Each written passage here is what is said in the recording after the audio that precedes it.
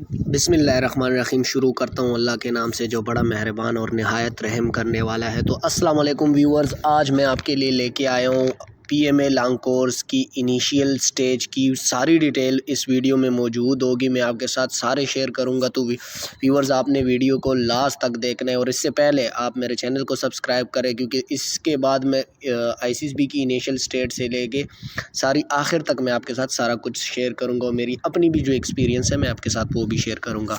तो viewers, kindly मेरे channel को सब्सक्राइब करें और बेल आइकन को दबाइए ताकि मेरी नई आने वाली वीडियो आपको मिल सके जल्द से जल्द। तो चलिए व्यूअर्स, अपनी वीडियो की तरफ बढ़ते हैं। पीएमए लॉन्ग कोर्स की जो पहली एजुकेशनल डिटेल है, उसके साथ जो एज रिलैक्सेशन उस एजुकेशन पे मिलती है, तो वो भी आपके साथ शेयर करते हैं। पहले एजुकेशन, उसके लिए क्या चाहिए, इंटरमीडिएट मतलब एफएसी होनी चाहिए या एफए होनी चाहिए। मतलब आपने सेकंड ईयर किया हो, चाहे वो आर्ट्स में किया हो चाहे वो आपने साइंस में किया हो, लेकिन आपने जो है ना 12 आपका कंप्लीट हो, तो इसके लिए आप एलिजिबल हो। चाहे मेडिकल में हो, बायो में हो, आर्ट्स में हो, किसी में भी हो, आप इसके लिए एलिजिबल हो। एज रिलैक्सेशन इसके लिए ऊपर नीचे जो है ना 3 मंथ का रिलैक्सेशन इसके साथ चल जाता है, कोई इशू नहीं होता। तो आगे जो इसके और डिटेल्स है बीए पे, मतलब ग्रेजुएशन पे ये कितने रिलैक्सेशन देती है, तो ये आपको स्क्रीन पे नज़र आ रहा है। 17 से 23 साल है और इसमें अपर और लोअर दोनों एज की, मतलब 3 मंथ की इस पे चल जाती है। लेकिन ये जो सर्विंग है, सर्विंग पाकिस्तान नेवी और एयरफोर्स के जो पर्सनल्स है, उनके लिए जो है ना 1 ईयर की जो रिलैक्सेशन है वो भी दी जाती है।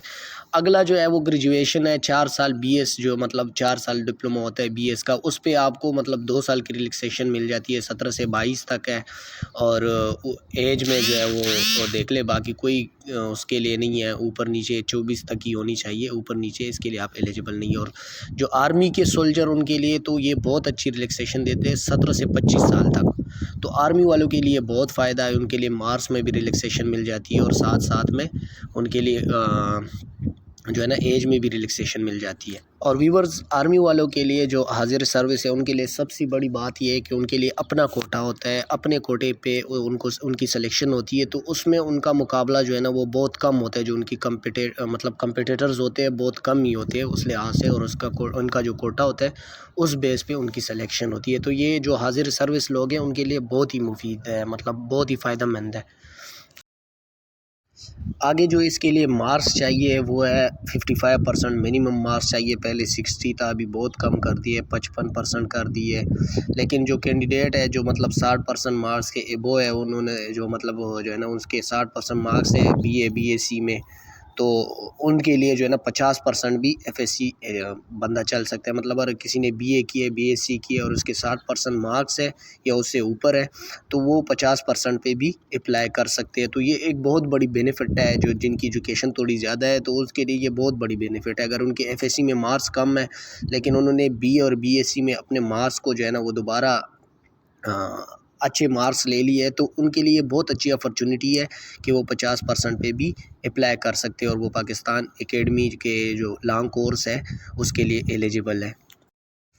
जो सर्विंग सोल्जर है, मैं आपको इससे पहले भी बता चुका हूँ कि उनके लिए भी यही रिलैक्सेशन है, मतलब वो 50% पे भी अप्लाई कर सकते हैं। जो आर्मी के हाजिर सर्विस है वो सोल्जर है, उनके लिए 50% रियायत है, मतलब वो 5% पे कम हो के मतलब 50% पे वो अप्लाई कर सकते हैं।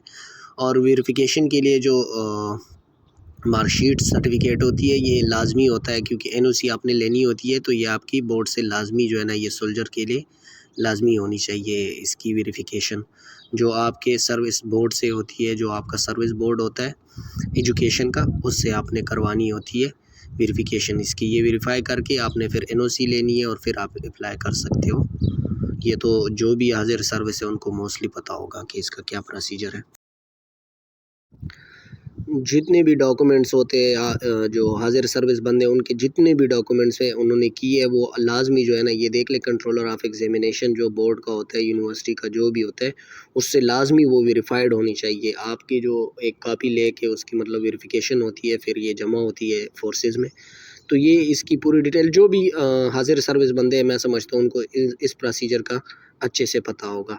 तो चलिए अभी नेक्स्ट अपने डॉक्यूमेंट्स वगैरह की तरफ बढ़ते हैं कि इसके लिए क्या क्या रिक्वायरमेंट है। हमारे जो मोस्टली भाई होते हैं वो ये भी पूछते हैं कि यार अगर मैं एक बार रिजेक्ट हो गया हूँ आईसीएसबी से तो मैं क्या दोबारा अप्लाई कर सकता हूँ। तो ये आपकी जो एलिजिबिलिटी क्राइटेरिया है, मतलब जो नाअहल वाले पार्टी जो है उनमें से कौन कौन से आते हैं। तो अगर आप 2 बार आईसीएसबी फेल कर चुके हो तो आप अप्लाई नहीं कर सकते। तीसरी बात, अगर आप इनिशियल स्टेज में जो इनिशियल टेस्ट आपने 3 बार फेल कर दिया तो फिर आप लॉन्ग कोर्स के लिए एलिजिबल नहीं हो। लेकिन ये सिर्फ आर्मी के लिए है। एयरफोर्स का जो होता है आईसीएसबी जो होता है ये सबके लिए होता है। अगर आप 2 बार आईसीएसबी से रिजेक्ट हो तो फिर आप ना एयरफोर्स में कर सकते हो, ना नेवी में कर सकते हो, ना आर्मी में कर सकते हो। लेकिन जो इनिशियल स्टेज वाला है ये सिर्फ 3 बार आपके साथ जो चांस होता है वो ये सिर्फ लॉन्ग कोर्स के लिए। ये नहीं समझना कि यार 3 बार मैंने इनिशियल टेस्ट फेल कर दिया तो अभी मैं नेवी में नहीं कर सकता, मैं एयरफोर्स में नहीं कर सकता। उनके लिए फिर अलहदा जो है ना उनकी एक पॉलिसी है टेस्ट की। एयरफोर्स की भी मेरे ख्याल में 3 चांसेस है, लेकिन नेवी के बहुत ज़्यादा होते हैं। तो ये फिर उनकी अलग पॉलिसी है इसके लिए। तो वो फिर आगे हम अगले वीडियो में जानेंगे क्योंकि ये वीडियो बहुत लंबी हो जाएगी। पहले अभी हम लॉन्ग कोर्स की डिटेल जानते हैं। अच्छा, एक बार ये क्वेश्चन लोगों का होता है कि यार मैं एक बार आईसीएसबी फेल कर चुका हूँ तो क्या मैं दोबारा अप्लाई कर सकता हूँ, मैं कब कर सकता हूँ, कैसे कर सकता हूँ। तो ये आप देख ले कि आप 4 मंथ तक जो है ना गैप लाजमी रखेंगे। अगर आप आईसीएसबी से नॉट रिकमेंडेड हो गए हो तो 4 मंथ का जो है आपने लाजमी गैप रखना है। क्योंकि अगर आप इधर इनिशियल सारा कुछ क्लियर कर दोगे वो तो आपका हो जाएगा, लेकिन अगर आप वो कर दोगे क्लियर तो आप आईसीएसबी में जाओगे तो आपको वापस भेज दिया जाएगा। क्योंकि आपने 120 दिन का जो है ना 4 मंथ का लाजमी इसमें गैप रखना है। तो इस वजह से जो है ना ये अगर आप एक बार आईसीएसबी नॉट रिकमेंड हो तो आपने 4 मंथ तक लाजमी वेट कर देना है, क्योंकि आपको दोबारा आईसीएसबी की इजाज़त देने की इजाज़त नहीं होती। ये भाई हमारे पास इधर आ गया, ये रिटन टेस्ट इधर दिया गया है, लेकिन ये कंप्यूटर पे होता है। आप सबको पता है कि जितने भी आजकल के टेस्ट है फोर्सेस के वो मोस्टली कंप्यूटर पे होते हैं, सही है। तो जो इंटेलिजेंट टेस्ट होता है वो बेस्ड ऑन मल्टीपल चॉइस होते हैं। फिर एकेडमिक टेस्ट जो होता है वो इस्लामियात, मैथ्स, पाक स्टडी और जनरल नॉलेज के होते हैं। तो ये 2 टेस्ट होते हैं। बाकी जो फिज़िकल इंटरव्यू वो तो अलग सी बात है, लेकिन हम इनिशियल की बात कर रहे हैं फ़िलहाल। तो बाकी ये इंटरव्यू और इनके बारे में बाद में बात करेंगे। तो इधर जो रिटन इंटेलिजेंट टेस्ट है वो भी कंप्यूटर पे होता है, एकेडमिक भी कंप्यूटर पे होता है। और ये एकेडमिक की सिलेबस आप चेक कर सकते हो। ये इंग्लिश, मैथ्स, पाक स्टडी, इस्लामियात एंड जनरल नॉलेज, ये बहुत ज़्यादा जो है ना इसके क्वेश्चन आते हैं। और जो इंटेलिजेंट टेस्ट है उसकी तैयारी भी मैं आपको करवाऊंगा, एकेडमिक भी करवाऊंगा। लेकिन पहले हम इनिशियल स्टेज से हम इसके इनिशियल के बारे में पता करें, क्योंकि ये हमें पता होगा तो बाकी हमारे लिए कोई मसला नहीं होगा।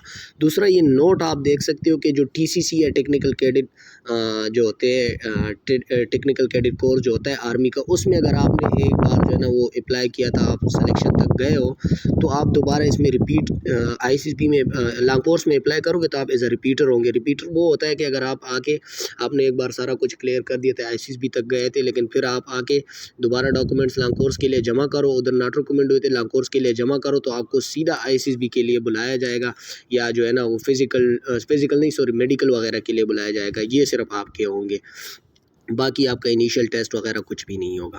तो ये डॉक्यूमेंट्स कौन कौन से चाहिए, तो इसके लिए जो ओरिजिनल सर्टिफिकेट होती है आपकी डिटेल मार्कशीट की, एफएससी की और मैट्रिक की, दोनों की डिटेल मार्कशीट चाहिए होती है।